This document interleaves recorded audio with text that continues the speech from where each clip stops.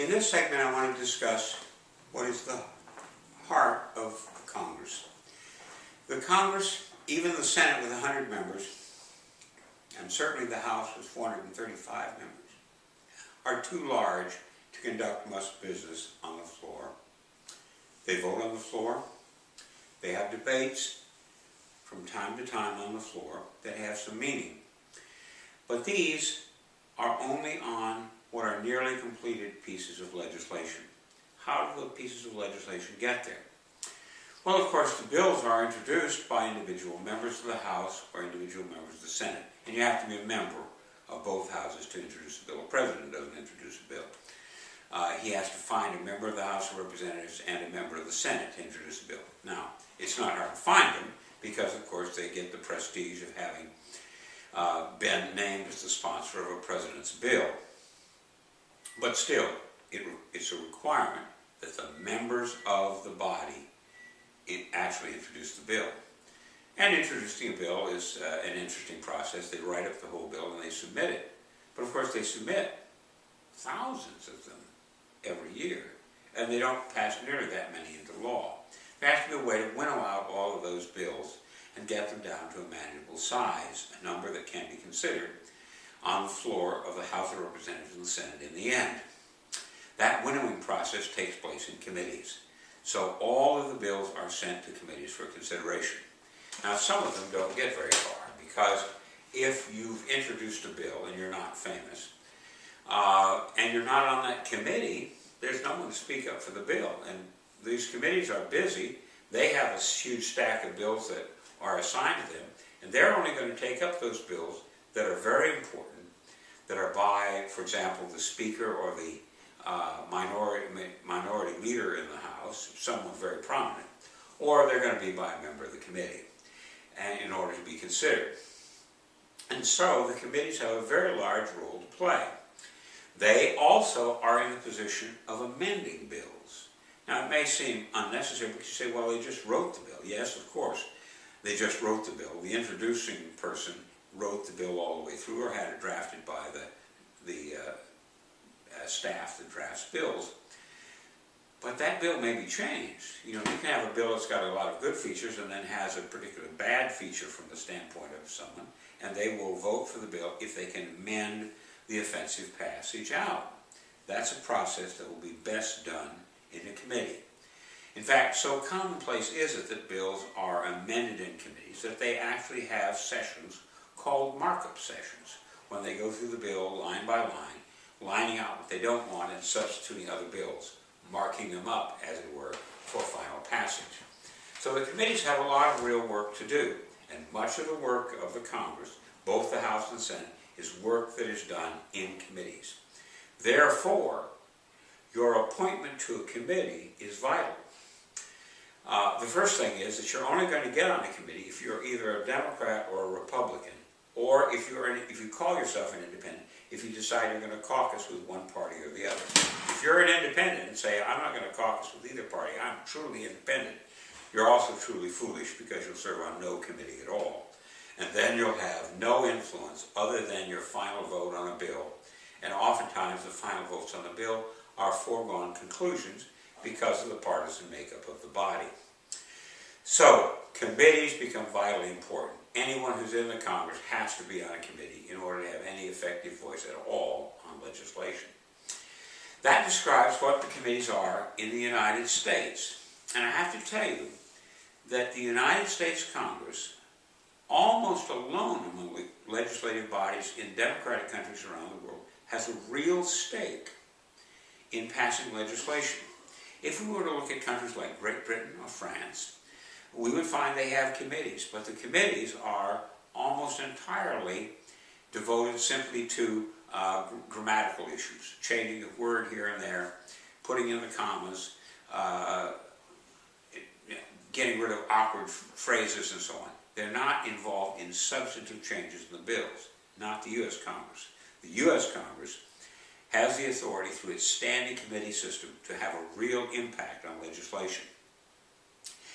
It is important that they do that, because if you intend to have a legislative body that will stand up to an executive, if you're going to have them as an independent acting agency against the executive, an executive in any of the countries, against the Prime Minister in Great Britain, against the Premier in France, and so on across the world, you have to have a committee that can do the work of fighting the battle against the executive. Fighting the battle may sound strange, but in fact, the controversies over the passage of legislation amount to a struggle. And one of the reasons why we have separation of powers and checks and balances, because we're expecting the Congress to, in one way or another, check the authority of the President. So it is not uncommon that there be a battle. If you want a legislative body to have an active voice in shaping legislation, you have to have a committee system, and it has to be a committee system that really works. The Congress of the United States is lucky in that it has a long-standing, strong committee system. But that doesn't mean it's used well. And so the erosion in the way in which the committees behave is something that has cost the Congress, both House and Senate, influence in the national government. They have been weakened compared to the presidency, and they've been weakened compared to those parts of the executive branch nominally under the control of the president, but in fact independent actors. These groups may be responsive to individual congressional committees, but the Congress as a whole does not act in an effective way against most of them. That will be the subject of a separate discussion that I'll get into later. Right now I want to discuss the remaining issues having to do with the committees. There are these committees, they are important, and I'm an advocate of the committee system. Naturally, not every committee is equal in its power, because some of the committees have special responsibilities.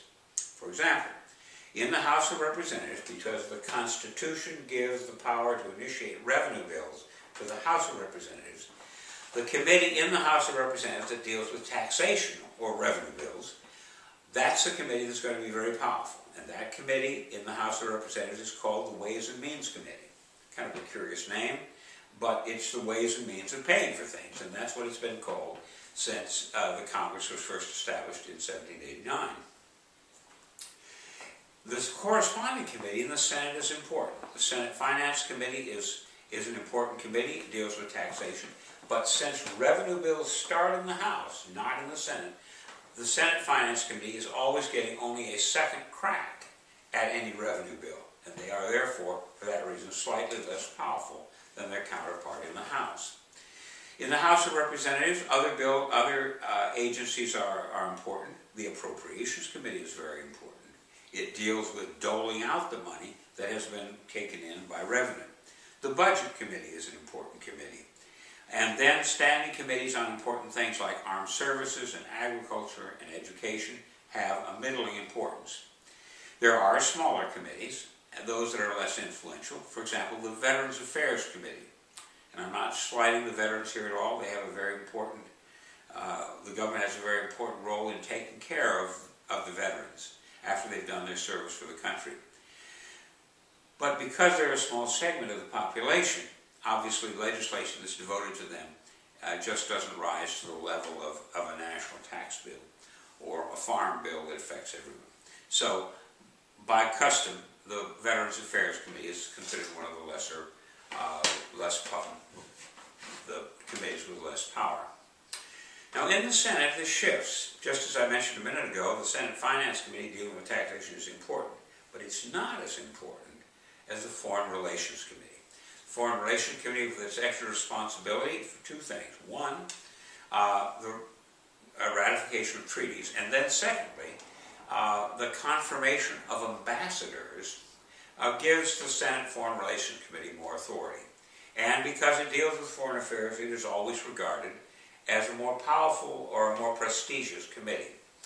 Other powerful committees in the Senate are the Senate Judiciary Committee. And of course, the Senate Judiciary Committee has a responsibility that the House Judiciary Committee does not have of confirming all federal judges. From there, the Senate Appropriations Committee, the Senate Armed Services Committee, these are important committees, but hardly the most vital of all of the committees. That's the committee structure. One word has to be given for a discussion of the House Rules Committee. Technically, the House Rules Committee is the most powerful of all of the committees in the House, because the House Rules Committee has a special responsibility for taking care of the calendar. If it had a more complete title, a more accurate title, it would probably be called the Calendar and Rules Committee, because it deals with the scheduling of all bills in the House of Representatives, how long the debate can be held, how many amendments can be given, and when that bill will be brought up for consideration. The Senate does things differently. The Senate makes decisions about the calendar by agreement between the majority leader and the minority leader, and it's always that way. If they don't have agreement, that is, if the minority leader is proposing to have a filibuster, then the process is wildly different. But that's going to be a discussion for another segment.